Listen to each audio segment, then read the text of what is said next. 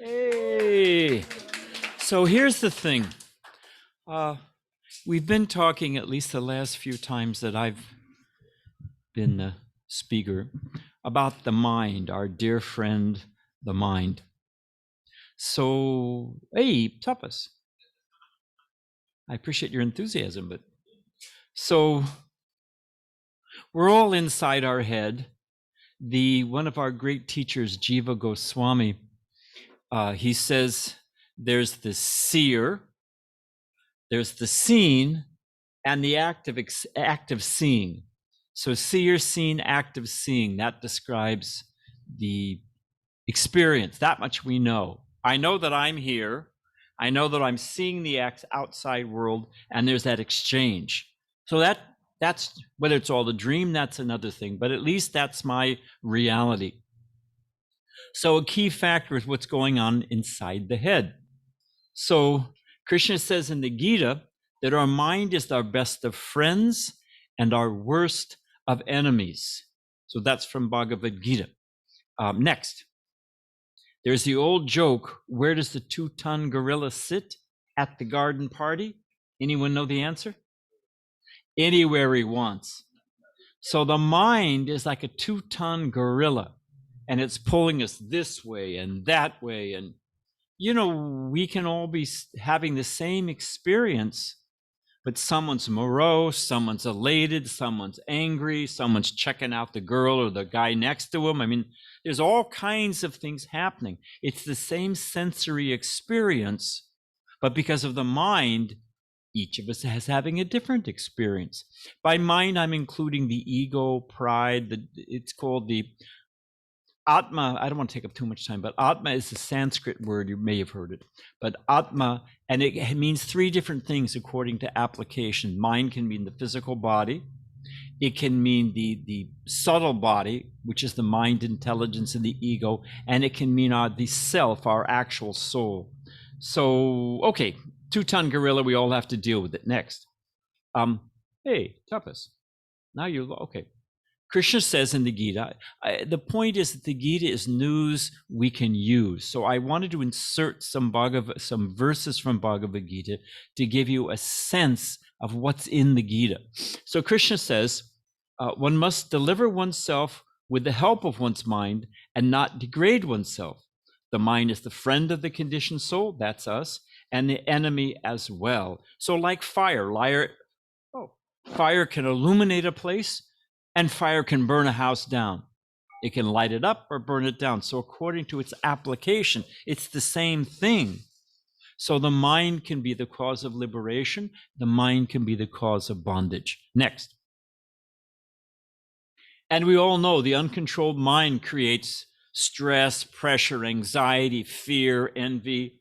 There's a whole world going on. Next.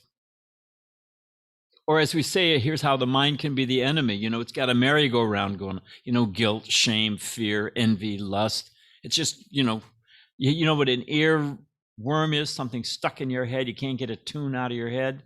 Well, sometimes the mind just gets stuck in a groove and it just goes around and around and around. People have grudges. Anyway, I don't want to get too close to home.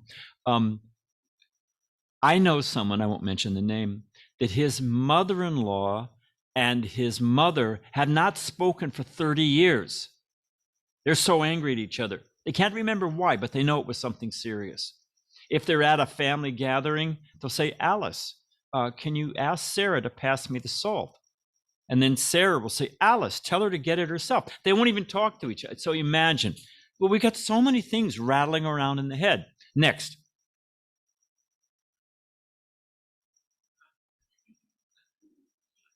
Tapas, what happened to your usual light touch? Take, just to make sure we're in sequence, let's go back to our merry-go-round. Okay, now next.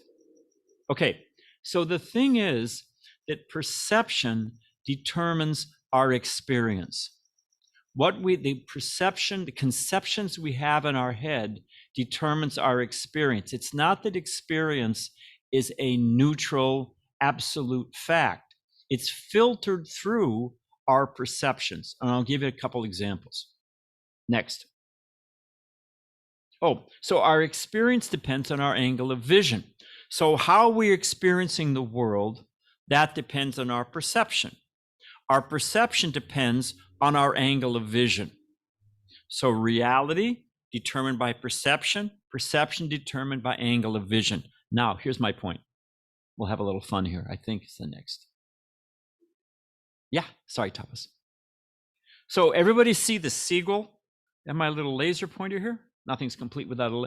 Okay, you see the beak, see the eye, see a little quack, quack, quack. Nice little seagull, right?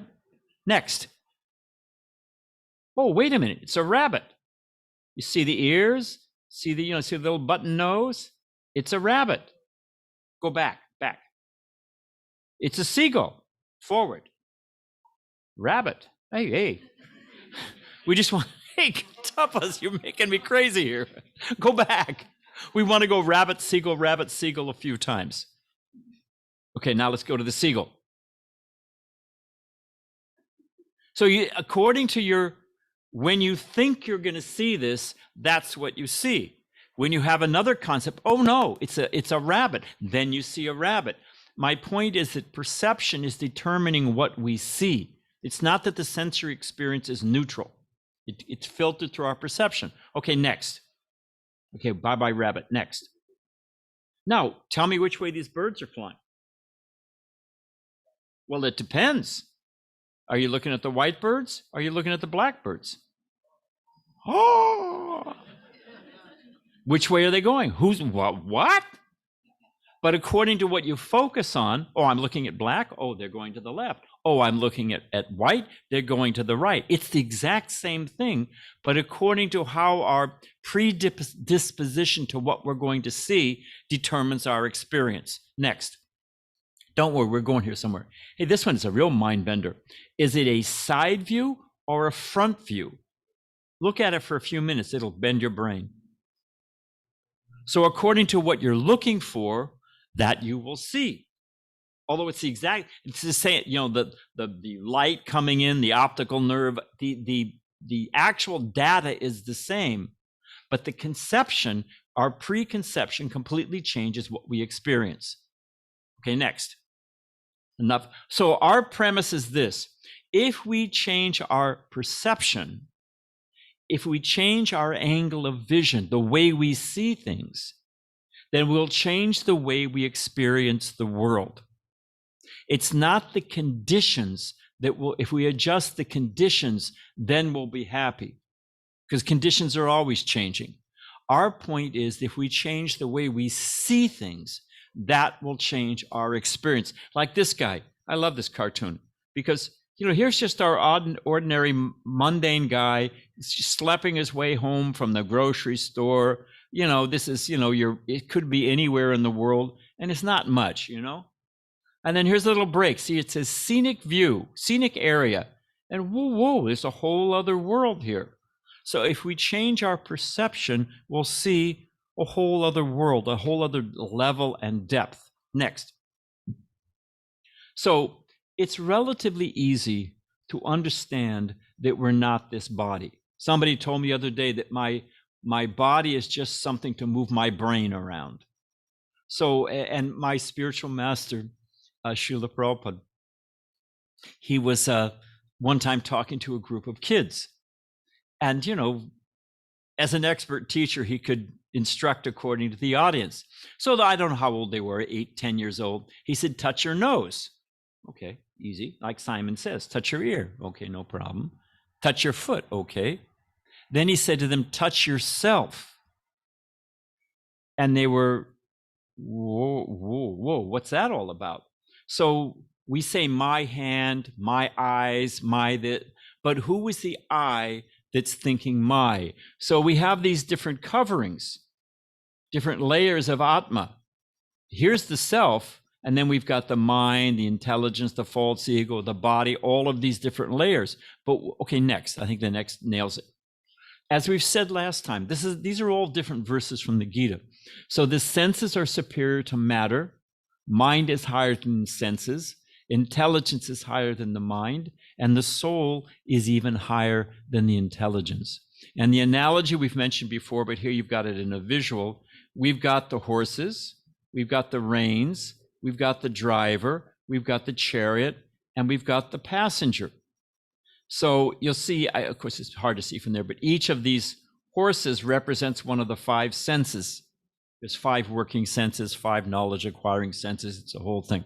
But the point is, just as the horses pull the chariot is like the body. Here's the body, chariot. And it's being pulled by the senses out into the world. I'm hearing this, I'm seeing this, I'm smelling, it's pulling me out. Now the mind is like the reins. See the reins? They're coordinating where those horses are going, which direction. So they're getting the raw data from the horses, and the mind puts it into different menus. Oh, this is happening, this is happening, this is happening. And then the intelligence is the driver. Just like the intelligence, the driver determines where the chariot's going to go. The intelligence takes the raw data, filters through the mind, different menus, different options, and makes a decision. But we, our actual self, we're just the passenger. And if the horses are uncontrolled, if you may not be able to see it, but this is a cliff. So if you've got uncontrolled horses, we've all seen the cowboy and Indian movies or what is, oh, help me, and the passengers are at risk in the carriage or the stagecoach. So if the senses are uncontrolled, it puts us at great risk. So the point I'm trying to make, that one of the key principles of yoga and bhakti yoga is to understand, to see what's going on. I think I say that in the next. What's the next? Oh, well, this will nail it, hopefully. Persons in divine consciousness, although engaged in seeing, hearing, touching, smelling, eating, moving about, sleeping, and breathing, always know within themselves that they actually do nothing at all. So this idea of being an introspective sage, watching what's going on, like would they have a time delay? Before, if somebody says something stupid, there's a time lag, and they can, or if there's a fail-safe button, before of course, Trump's not around anymore, but before they push the nuclear button, Biden may do it too, before they push the button, there's a fail-safe mechanism. So rather than reacting to the mind and the body and anger and envy and lust, if one can say, wait, hang on a minute, though I'm not these things. If one can look down and watch what's going on, like one of my favorite commercials or slogans, Nike, just do it. Hang on a minute. Shouldn't I think before I do it? Lemmings who go off the cliff, they just do it. But there should be one lemming in the back. Hey, wait a minute, buddies. I don't see anybody coming up. That doesn't seem to be a good plan, So the ability to watch these things in activity and have that fail-safe mechanism. Wait a minute. Passion killings. People, lose their temper and kill their best friend or their wife or their husband. And they think, what was I thinking? They were overwhelmed by passion.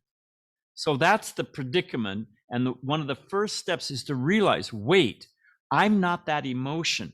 I'm not that anger. I'm not that. I am something else. Next.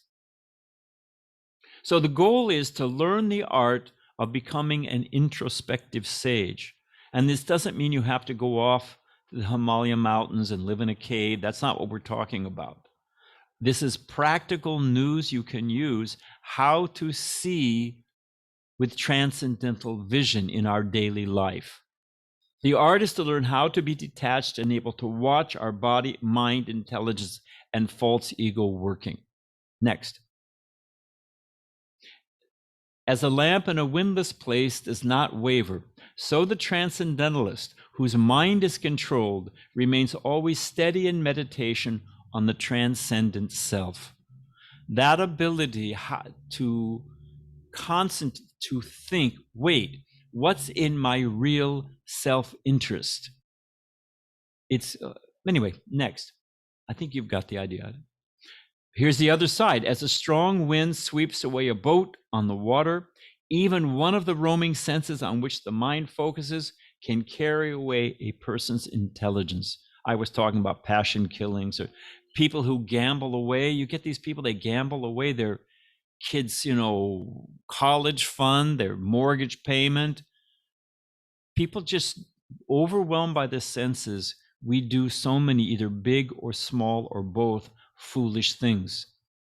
And the secret is to learn how to control the mind by seeing that, wait, that's not me. Next. So what can I do practically in my daily life? Okay, fine. I understand the principle. If I don't just see through the lens of my body or the lens of my mind or the lens of my ego and pride, but I'm an introspective sage. Wait, I'm the spirit within the body. I'm the eternal soul. What's really going on here? Okay, but how to come to that level and sustain that level? We're going to help you. So just like anything you get, one of my favorite examples, I'll use it again. Of course, everything we use at the temple is fresh, but you know, they have canned corn, Libby's canned corn or canned peas. Believe it or not, they've got the instructions on it. Open can, pour in saucepan, stir and heat to taste. A trained chimp could do that. Amazingly enough, they took off the instructions off the can of Libby's, you know. Oh, they were flooded. People like, how do I open it? Put it in the microwave, blowing up their microwave. All across America, there was disasters. They had to put it back on the label. So even canned corn, the simplest thing you get, comes with instruction. So if there's an order and pattern and symmetry and design, and dare we say a designer of this existence, there's no owner's manual. There's no, I mean, canned corn comes with an owner's manual. How come life doesn't come with an, you know, how? So we present, it's for you to decide for yourself, but we present that the Bhagavad Gita is that owner's manual. It is news you can use, how to live in this world, how to see how it's going on. So next, here's just a sample. This is just one, I wanted to give you a taste of the kind of things that are in Bhagavad Gita, and changing perception determines experience, changes experience. So here you see the plain white light, but when it's filtered through a prism, here's the light filtered through a prism, it breaks down. We all know the spectrum of different colors. The soul, we are all in our original state. We are pure. The Vedic term or definition is Sat Chit Ananda, eternal, full of knowledge and full of happiness. Not just mundane, you know, skipping along happiness, but Ananda, spiritual happiness. That is the default natural state of the self, of the soul. That's where we all should be. But when we're filtered through material experience, it becomes covered. And what Krishna says in the Gita, that filtering of taking the soul filtered through material experience, it consists of three modes: goodness, passion, and ignorance. When we're in contact with the material nature, we become conditioned by these modes. Now, I think the next picture explains, otherwise I'll do it myself next. Very good.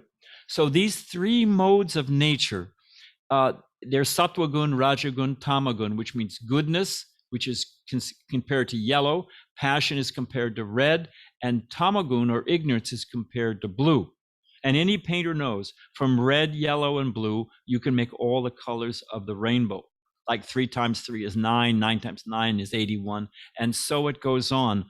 All the different levels of consciousness, because we all have different, some people are more passionate, some people are lazy, some people are, you know, whatever it may be. All the different human natures are a combination of these three basic modes: goodness, passion, and ignorance.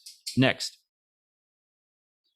This is a color wheel. So from these three colors, red, blue, and yellow, all the different colors of the rainbow are created. Just as here it said, you know, we see all these different people, creation of unlimited mental states and natures.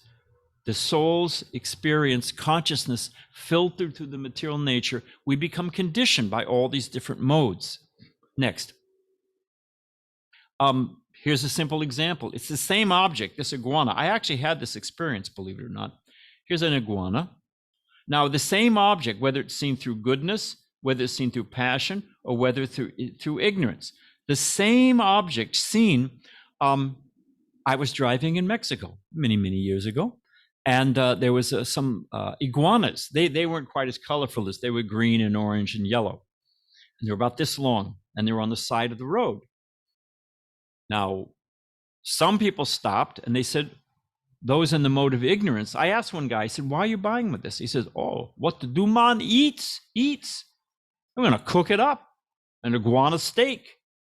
You know, they saw it, you know, an iguana running down the road. It was a snack item. Well, that's in the mode of ignorance, I would think. Other people would think, oh, make a great pet.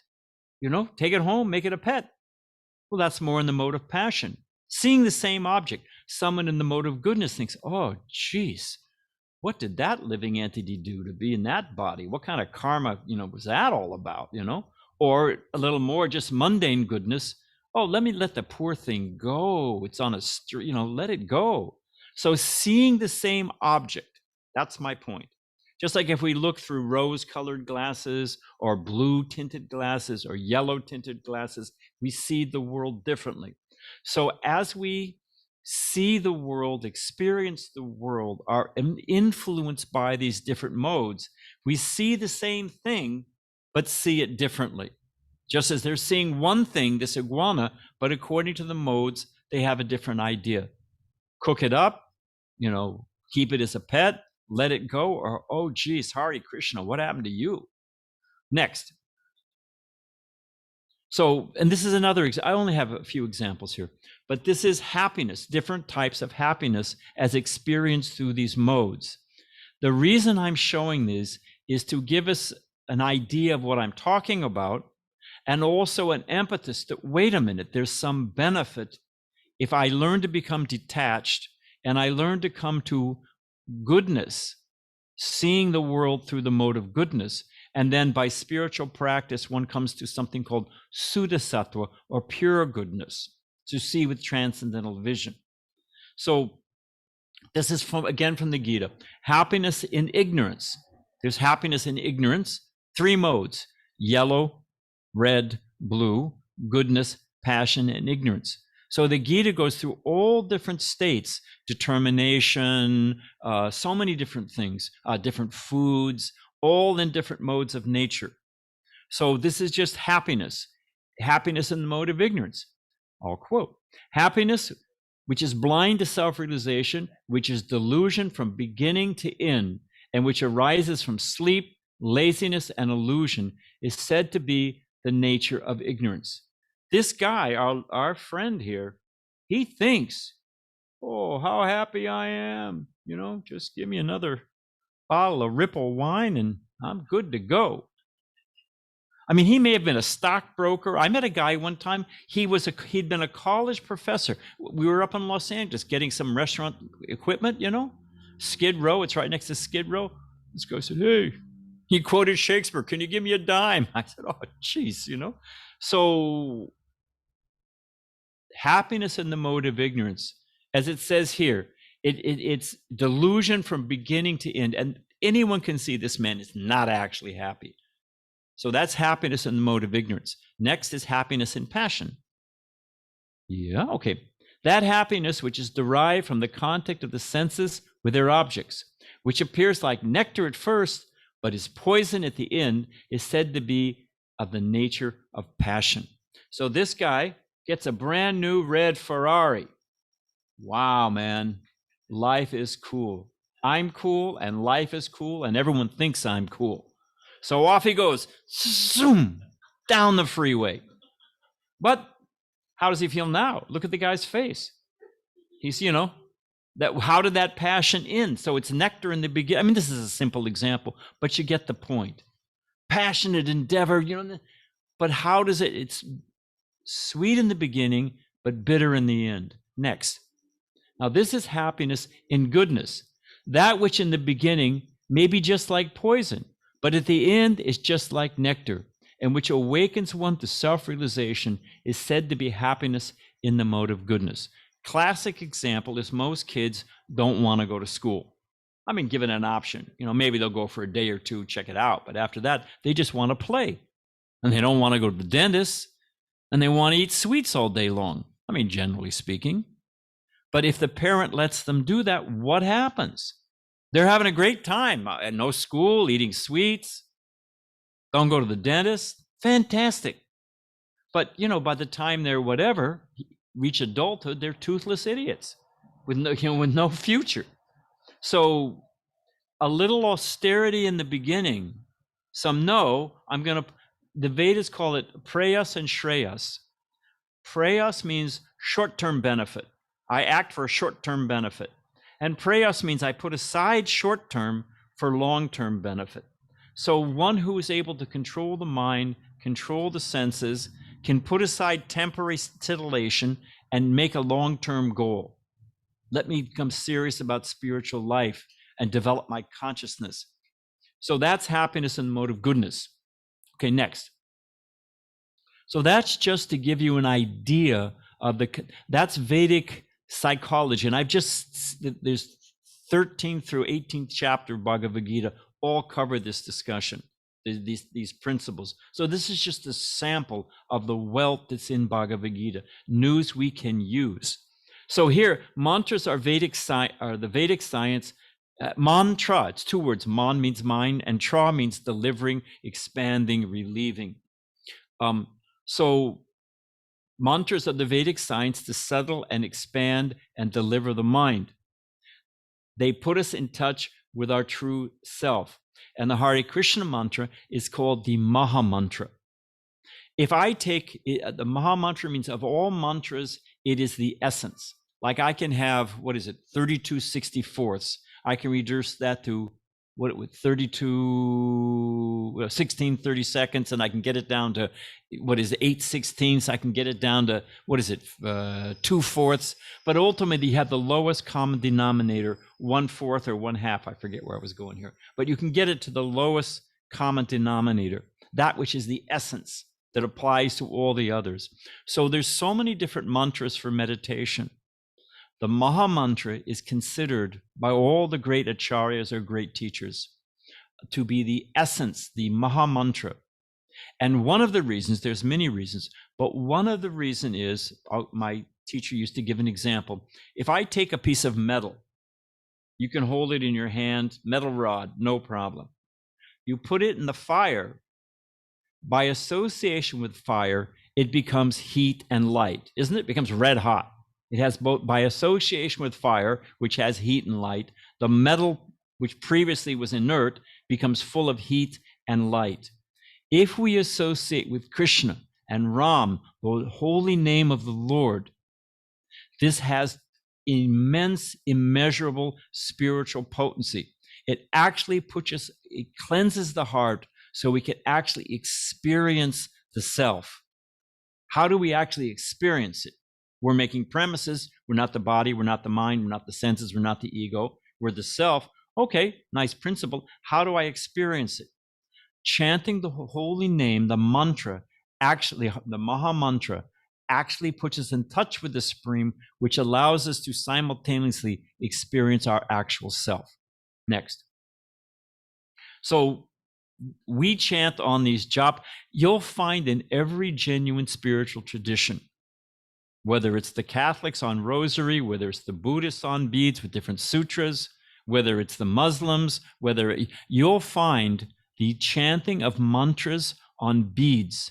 The holy name of the Supreme Lord is universally accepted as the best meditation. So our simple point is we bathe daily, we hope. We're sitting next to each other. We eat daily, we nourish all those things. What about nourishing ourselves?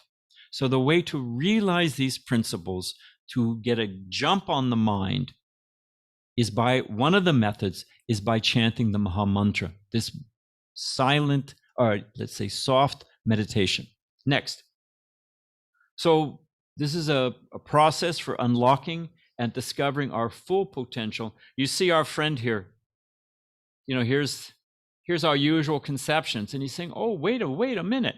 There's a whole other world out here. We need to break free. We need to look at things differently. Okay, so we have gone a little bit over time, but not too bad. Do we take what's happening with the prasadam? That's what we're up against. Yeah, let's roll with the prasadam, and we can take a few questions while they're, and they can pass out the dinners while you're sitting here. Anyone have a question? Anything at all? Oh, yes. Do we have another mic? We have a mic here. Okay. Hello. Hello. Am I audible? I can hear you.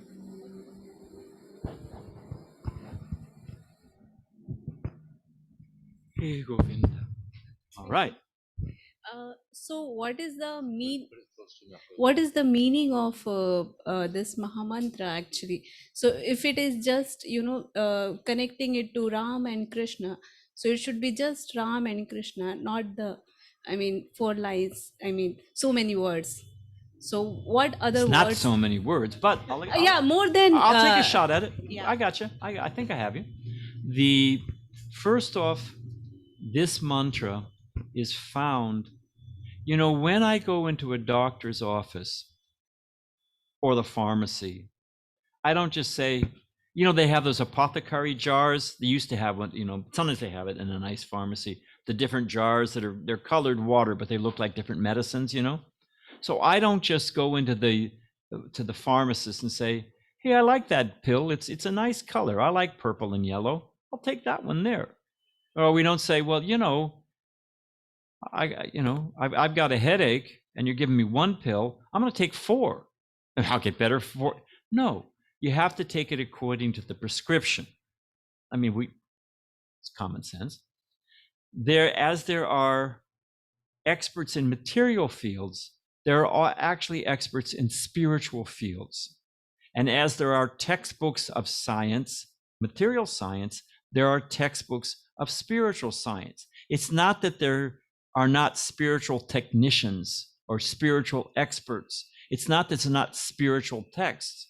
You've got your chemistry book, you know, you combine this and that, and, you know, it'll, you know, precipitate or blow up or do whatever it's going to do.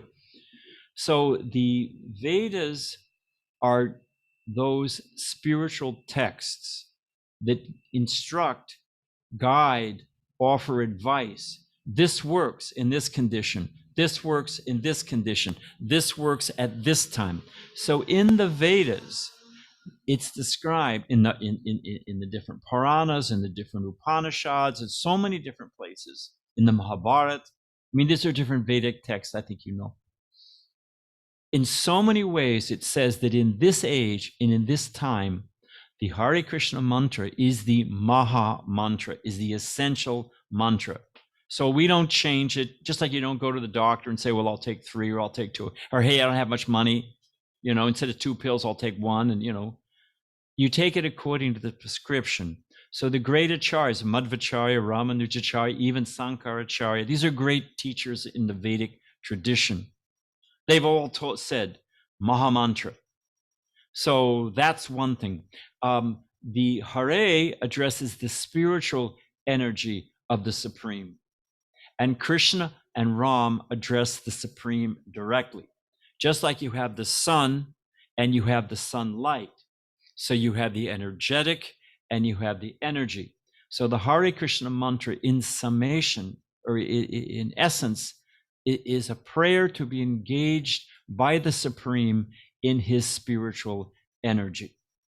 So we take the mantra as it is. We take it from the Vedic books of wisdom. We take it because it's prescribed by the different acharyas in so many traditions. And that's what it actually means. Instead of being absorbed in this material energy, let us be absorbed in the spiritual energy and the service of the Supreme. Okay? Yeah, thank you. Good question. Anybody else have a question? And the prasadam is happening, right? I don't want them sitting here hungry. Yes. Yeah, definitely. Yeah, just start passing it off. To start, I'd like to thank you for the talk. I really Okay, appreciate it. I have a question. How can we distinguish between, like, if we're seeing something between the lens of passion or happiness or ignorance? Like, how can we, like, understand that which lens we're seeing something through? Okay, good. That's a very good question. Read Bhagavad Gita. and I'm not just giving you a glib answer, because your question is good. Bhagavad Gita gives a description. It's both prescriptive and descriptive. I'll say descriptive first. By that I mean it describes, if you're thinking, it gives you what's determination in the mode of ignorance. It can't go beyond dreaming.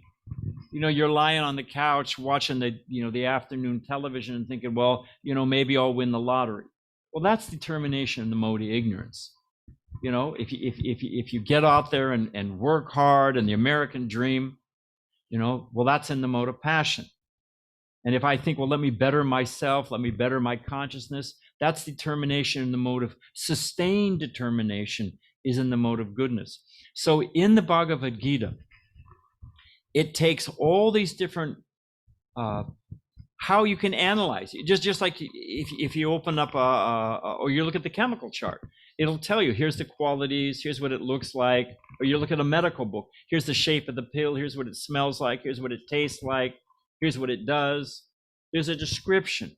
So in Bhagavad Gita, one can read Bhagavad Gita and say, oh, I'm feeling like this.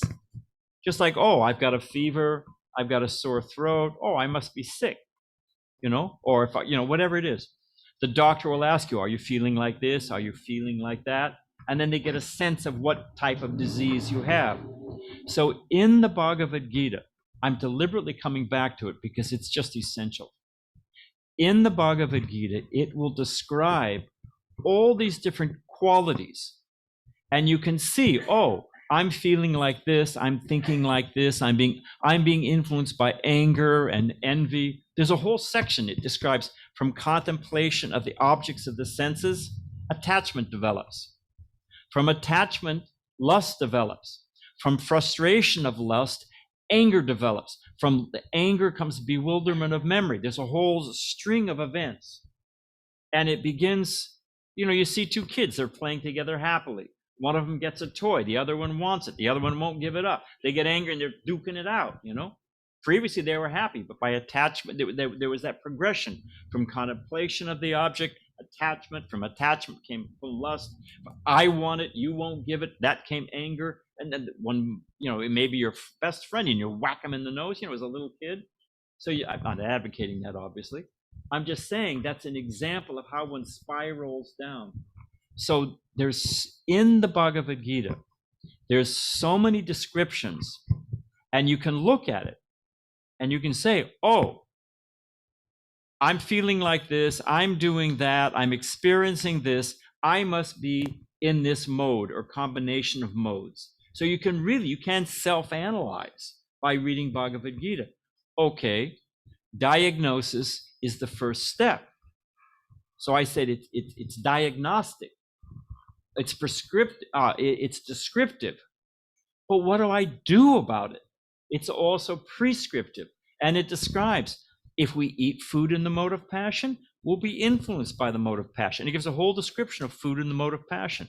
If we eat food in the mode of ignorance, we'll be influenced by the mode of ignorance. So let's suppose I'm in the mode of ignorance and I don't like it. If you got a brain, you won't like it. If you can see, oh, this is what's actually going, and there's an alternative, then the Bhagavad Gita describes, oh, well then do this, because this will put you in the mode of goodness. How to think, how to act, what to eat. So it's very, I'm looking at the time. So, but we're passing out go take your meal. Don't wait for me. We can just talk and chat for a little bit. And we'll be done in a second. But in the Bhagavad Gita, you will find the descriptions and you can figure out what mode you're in and how to get out of it. There is a methodology, there's a phenomenology, there's an ABCD, how to get out of it. And the story of the Gordian knot? Anyway, it's folklore, but it goes like this. There was a narrow canyon and Alexander the Great was marching through this pass. And because it was narrow, you got to go single file so the local king could block them. And there was a knot called the Gordian knot, the ultimate Boy Scout knot. And the challenge of the king was either you turn around and go, or if you want to go through this pass, you got to untie this knot. And there was the stack of, and if you fail, I'm going to kill you. I mean, pretty tense moment there. So, and there was a stack of people who had failed, the skeletons rotting by the side of the road. So what did Alexander the Great do? Took out his sword and with one swoop, whoosh, sliced the thing. It unraveled. He said, hey, it's untied, isn't it? So the cutting through the Gordian knot is the analogy is what is that with one fell swoop, you can accomplish all of it. And frankly, in this age, if one comes to the spiritual platform by chanting the Maha Mantra, one will not immediately, I'm sorry, but over time, but very quickly, will come to the platform of pure goodness. So you read Bhagavad Gita, it'll explain the whole thing to you. You can figure out where you're at, you can figure out what to do about it. And if you want to put the, jet fuel in the tank, high octane, you chant the Hare Krishna mantra. Is that okay? All right, what should we do, Balaram? Should we just break it up so people can talk to themselves now? I think so. So thank you for your questions. Thank you for sitting so patiently. And now we can just snack. If anybody's got a question, they can ask me or one of our fellow monks. Thanks. Hare Krishna. Hare Krishna. You want to talk about the beads? As a sidelight, what do you call it? A quick announcement from our sponsor. Hang on just a sec. Hang on. Prabhu, Tyler, hang on. We have copies of the Gita here. I think we sell them at cost, isn't it? Something like that. So we've got Bhagavad Gita. There's our book table. We've got copies of the Gita if you want to take one home. You can buy one. If you don't have money, frankly, you can take one. Money home, what is it? Home demonstration or your money back guarantee. But in this case, take it home and read it. If you like it, you can give us the money. If you don't, bring it back. We also have some of these japa beads for morning meditation. We brush our teeth, we bathe. Why not try, a little mantra meditation for the mind? So, okay, now we're done. Okay, thank you very much, Badrinarayan